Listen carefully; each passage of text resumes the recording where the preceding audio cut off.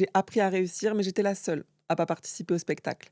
Et je te parlais de spectacle parce que la norme, c'est d'entreprendre pour le plaisir, sauf que les conditionnements nous poussent à encoder le plaisir comme accessoire.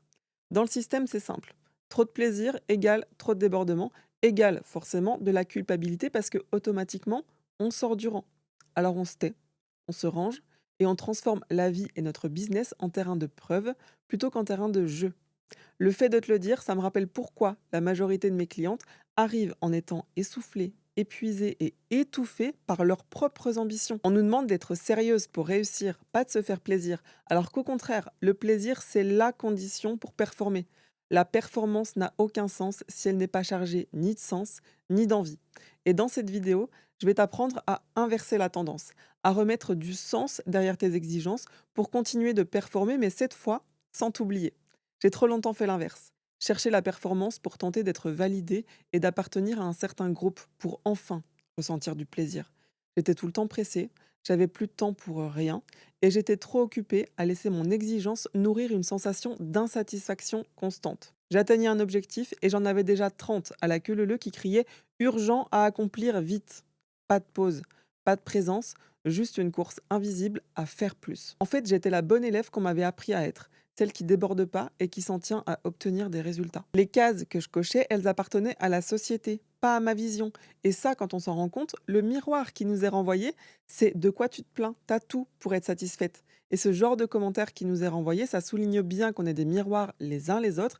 Et je pense profondément que la majorité des gens sont eux aussi étouffés, à force de courir après une vie qui nourrit les attentes des autres, plutôt que ce que leur cœur réclame. Parce qu'on ne nous apprend pas à écouter ni notre cœur, ni notre corps d'ailleurs. On va pas se mentir, le constat n'épargne absolument pas les entrepreneurs. On a beau se lancer en réponse à un éveil de conscience, à un désir ou pour la liberté, le mode pilote automatique revient au galop si on n'apprend pas à cultiver un mindset qui soutient nos ambitions et pas la pression du système. Ici, j'ai envie de te montrer à quel point la performance peut devenir destructrice et pourquoi c'est essentiel d'y associer automatiquement de la présence et du plaisir. La magie, c'est que si ces deux assets deviennent tes non négociables dans ton quotidien, tu fais bouger les lignes à l'intérieur et tu changes les intentions que tu mets derrière tes actions. Parce que le but ici, c'est pas du tout de limiter le passage à l'action, ok? On limite rien. Au contraire, on permet plus. Et on n'oublie pas que le projet de base, c'est être là pour profiter du spectacle. Parce que à force de vouloir faire plus pour vivre, on se retrouve avec plus d'espace pour faire que pour vivre. Alors je vais te dire comment j'ai fait pour passer d'une énergie de performance à une énergie de présence et pourquoi ça change tout dans la manière de travailler, de décider, de ressentir et de vivre ce nouveau niveau de réussite. Avant, je croyais que si je ralentissais, tout allait s'écrouler.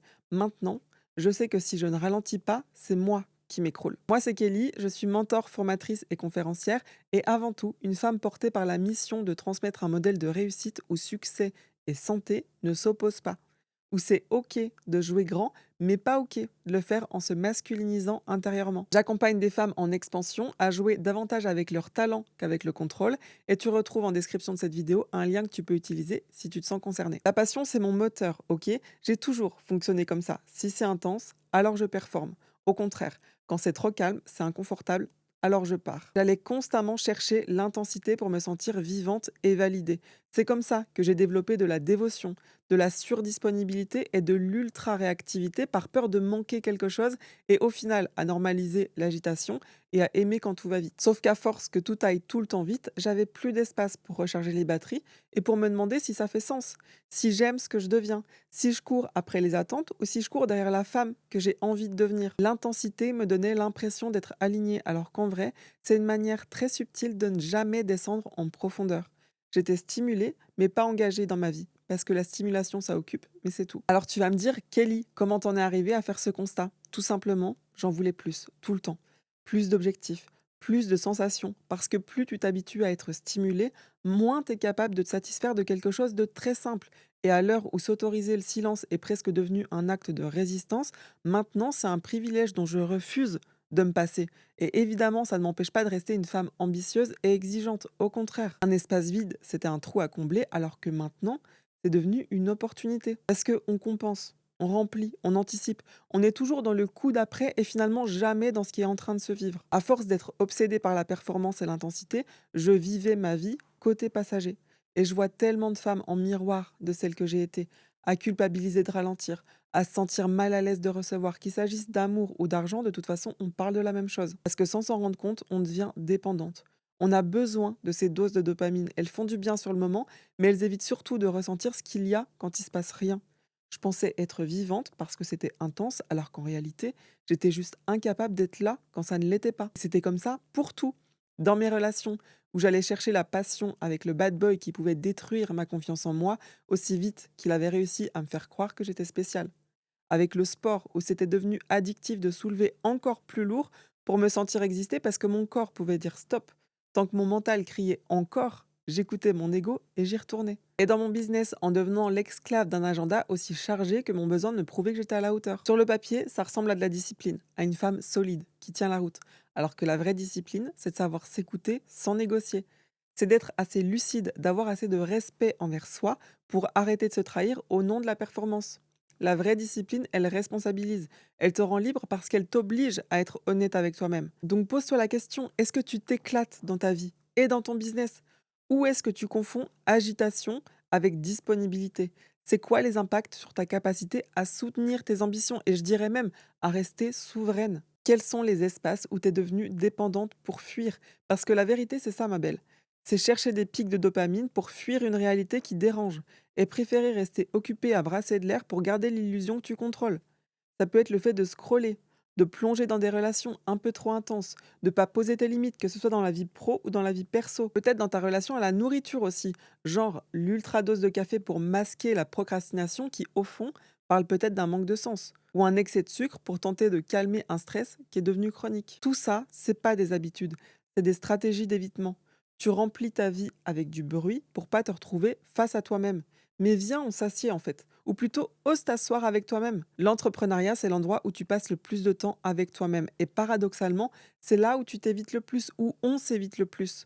T'oses pas prendre ce café avec toi où tu parles des vraies choses.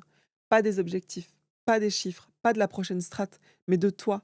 De pourquoi t'associes à ce point ta valeur au résultat. Pourquoi ton perfectionnisme t'empêche autant? Et d'ailleurs, pourquoi tu as aussi peur de prendre ta place ou du regard que les autres posent sur toi? Pourquoi tu as à ce point besoin de prouver pour rendre fier qui si c'est pas toi en fait? On a peur de nos ombres alors que c'est là que se cache notre lumière. On cherche toujours plus, devenir plus, obtenir plus alors qu'on a déjà tout. La recherche de performance en tout, ça nous amène à contresens.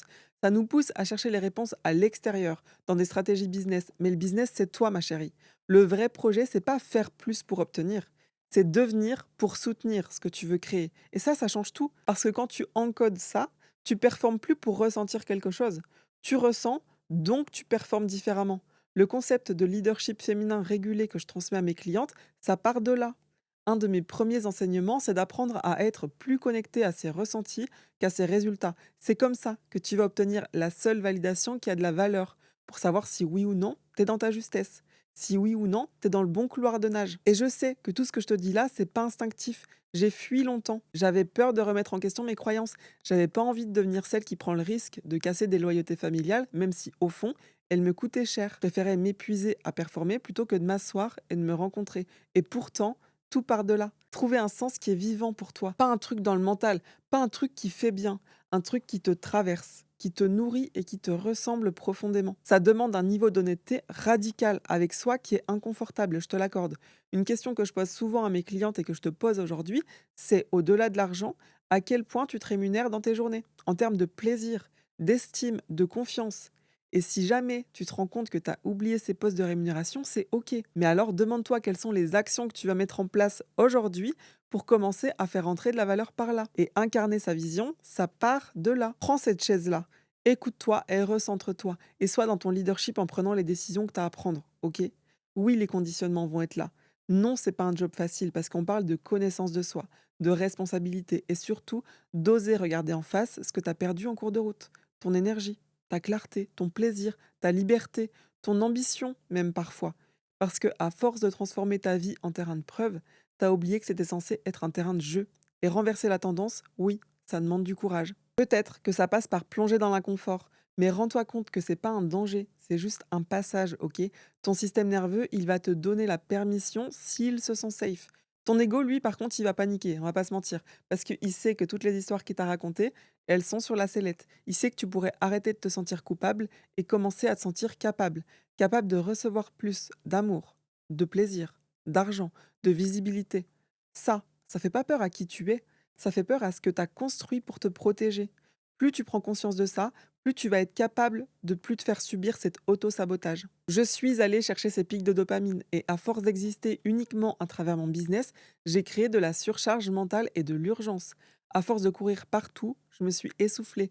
Et ça, c'est ce qui arrive à la plupart des femmes qui se sont construites à travers ce modèle masculinisé de la performance. Le job que je te propose, je l'ai fait avant toi parce que je me suis pris des chocs. Et ces chocs-là, j'ai envie que tu les évites. C'est grâce à ces cadeaux mal emballés que j'ai compris que je cochais toutes les cases, sauf les miennes. Alors que la vraie performance, c'est juste d'être. Pendant plus de 30 ans, j'ai pensé que être ne suffisait pas.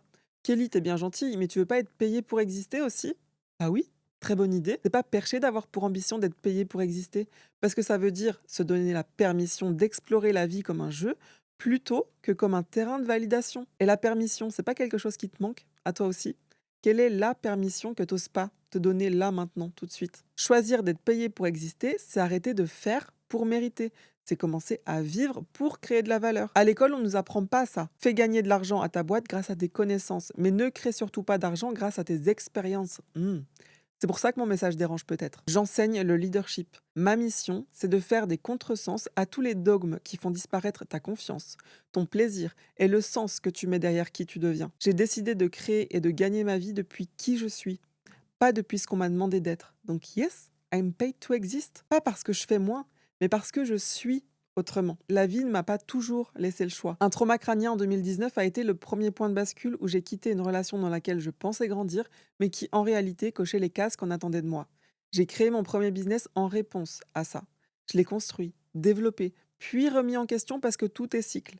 Il y a eu mon deuxième business qui m'a nourri, puis dans lequel je me suis vidée jusqu'à connaître le burn-out. Parce que, encore une fois, j'avais pas aligné deux choses essentielles, qui je suis et comment je le transmets. Et c'est là que tout a changé. Parce que quand tu es présente, tu ressens mieux. Quand tu ressens mieux, tu décides mieux. Tu apprends à te faire confiance. Et de là, les résultats changent. C'est quand le plaisir devient un moteur et plus une option que tu es dans ton leadership, que ton énergie devient plus stable et que la performance devient juste une conséquence. Ce travail, tu peux pas le faire uniquement en regardant des vidéos parce que ton mental, il est très fort pour comprendre, mais encore meilleur pour éviter de changer. Je t'ai partagé beaucoup de choses, mais l'intégration, ça, c'est ton job. C'est toi qui décides de qui tu deviens, des standards que tu poses et de l'équilibre que tu acceptes ou pas dans ta vie.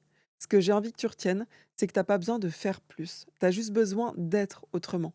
Parce que ton business, il reproduit exactement qui tu es. Si ton système nerveux est accro à l'intensité, ton business sera instable. Par contre, si tu l'ancres dans la sérénité, là, il devient durable. Si ton identité reste attachée à ses limites, tu vas continuer à plafonner. Mais si elle devient disponible à grandir, là, tu changes de niveau. Et si ton intelligence reste uniquement rationnelle, tu passes à côté de tout un pan de toi qui sait ressentir et créer autrement. Ces trois éléments-là, c'est des angles morts sur lesquels tu peux faire levier. Demande-toi juste lequel des trois te coûte le plus cher aujourd'hui. Qu'est-ce qui t'a fait perdre en cours de route et qu'est-ce que tu vas mettre en place? Parce que là où comprendre, c'est confortable, changer, ça demande de la responsabilité. Et c'est ça qu'on fait avec les femmes que j'accompagne. Sortir de cette performance épuisante et se reconnecter à une présence qui crée une réussite stable et durable. Si tu te reconnais, tu sais qu'on peut en parler. C'était Kelly. Ciao.